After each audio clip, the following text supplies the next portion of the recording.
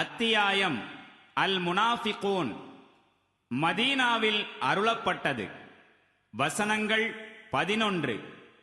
அளவிலா கருணையும் இணையிலா கிருபையும் உடைய அல்லாஹுவின் திருப்பெயரால். நபியே, இந்த நயவஞ்சகர்கள் உம்மிடம் வருகின்ற போது கூறுகின்றனர், திண்ணமாக நீர் அல்லாஹுவின் தூதராவீர் என நாங்கள் சாட்சியம் அளிக்கின்றோம். திண்ணமாக நீர் அவனுடைய தூதர்தாம் என்பதை அல்லாஹு நன்கறிவான். ஆனால் இந்த நயவஞ்சகர்கள் நிச்சயம் பொய்யர்கள் என்பதற்கு அல்லாஹு சாட்சியம் அளிக்கின்றான்.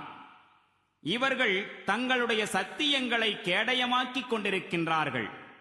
இவ்விதமாக அல்லாஹுவின் வழியிலிருந்து தாங்களும் விலகி பிற மக்களையும் அதில் செல்லவிடாமல் தடுக்கின்றார்கள். இவர்கள் செய்து கொண்டிருப்பவை எத்துணை மோசமான செயல்! இவை அனைத்திற்கும் காரணம் இவர்கள் நம்பிக்கை கொண்டு பின்னர் நிராகரித்து விட்டதுதான். இதனால் அவர்களின் உள்ளங்களின் மீது முத்திரையிடப்பட்டு விட்டது. இனி இவர்கள் எதனையும் புரிந்து கொள்வதில்லை. நீர் இவர்களை பார்த்தால் இவர்களின் உடலமைப்பு உமக்கு கம்பீரமாக தெரியும்.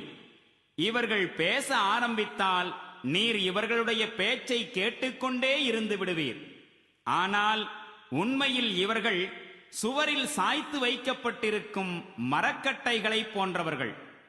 இவர்கள் ஒவ்வொரு உரத்த சப்தத்தையும் தங்களுக்கு எதிரானதாய் கருதுகின்றனர். இவர்கள்தாம் கடும் பகைவர்களாவர். இவர்களை குறித்து எச்சரிக்கையாயிரும்.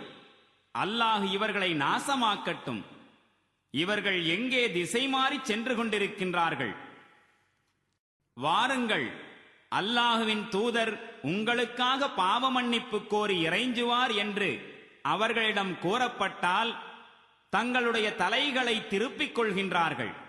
மேலும் இவர்கள் பெரும் ஆணவத்தால் வராமல் நின்று விடுவதை நீர் காண்பீர். நபியே, நீர் இவர்களுக்கு பாவ மன்னிப்புக்காக இறைஞ்சினாலும் இறைஞ்சாவிட்டாலும் இவர்களை பொறுத்து சமம்தான். அல்லாஹ் இவர்களை ஒருபோதும் மன்னிக்க மாட்டான். பாவிகளான மக்களுக்கு அல்லாஹ் ஒருபோதும் நேர்வழி காட்டுவதில்லை. இவர்கள்தான் இவ்வாறு சொல்கிறார்கள், இறை தூதரின் தோழர்களுக்கு செலவு செய்வதை நிறுத்திவிடுங்கள், அதனால் அவர்கள் சிதறிப் போகட்டும். உண்மையில் வானங்கள் மற்றும் பூமியின் கருவூலங்கள் அல்லாஹுவுக்கே உரியனவாகும். ஆனால் இந்த நயவஞ்சகர்கள் புரிந்து கொள்வதில்லை. மேலும் அவர்கள் கூறுகின்றார்கள், நாங்கள் மதீனாவுக்கு திரும்பிச் சென்றால் எவர் கண்ணியமிக்கவரோ அவர் கேவலமானவரை அங்கிருந்து வெளியேற்றி விடுவார்.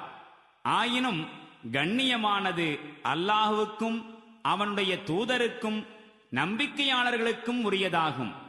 ஆனால் இந்த நயவஞ்சகர்கள் அறிவதில்லை. இறை நம்பிக்கை கொண்டவர்களே, உங்கள் செல்வங்களும் உங்கள் பிள்ளைகளும் அல்லாஹுவை நினைவு கூர்வதை விட்டு உங்களை அலட்சியத்தில் ஆழ்த்திட வேண்டாம். எவர்கள் அவ்வாறு செய்கிறார்களோ அவர்கள்தாம் நஷ்டமடைந்தவர்கள்.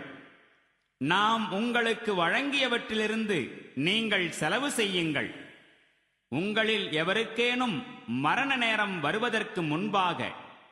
மேலும் அந்த நேரத்தில் அவர் கூறுவார், என் அதிபதியே, நீ எனக்கு இன்னும் சிறிது காலம் அவகாசம் அளிக்க கூடாதா?